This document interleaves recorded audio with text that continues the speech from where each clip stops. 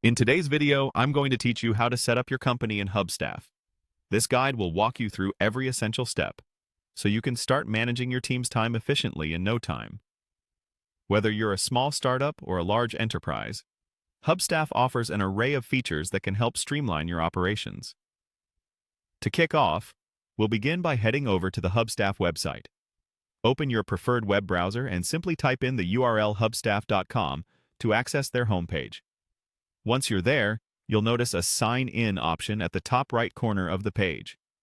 Give that a click to start the process of logging into your account. If you're not already registered, you'll need to set up an account. But in this guide, we're going to assume you've already done that. Now, you'll be directed to the login page where you're required to enter your work email and password.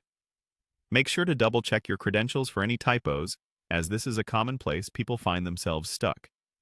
Once everything looks good, click the Sign In button. After successfully logging in, you'll be taken to your Hubstaff dashboard.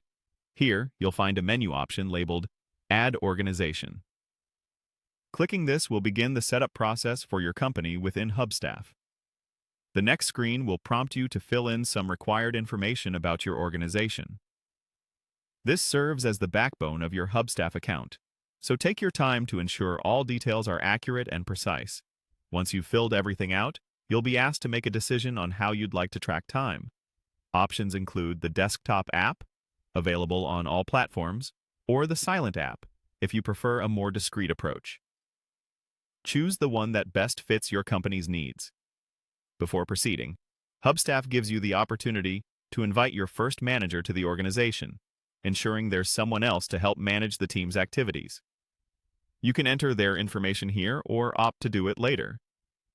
Satisfied with your inputs? Then it's time to click Next and continue with the setup. You'll then be asked about what you want to get done, essentially tailoring Hubstaff to your goals and priorities.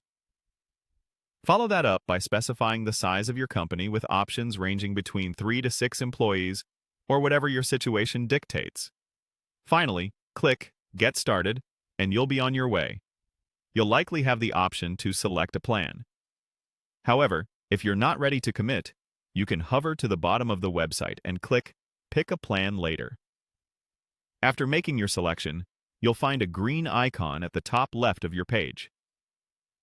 Click this, then navigate to the Organizations menu. Once you've clicked Actions, you can now effectively manage your company utilizing all the features and capabilities that Hubstaff has to offer. That wraps up our tutorial.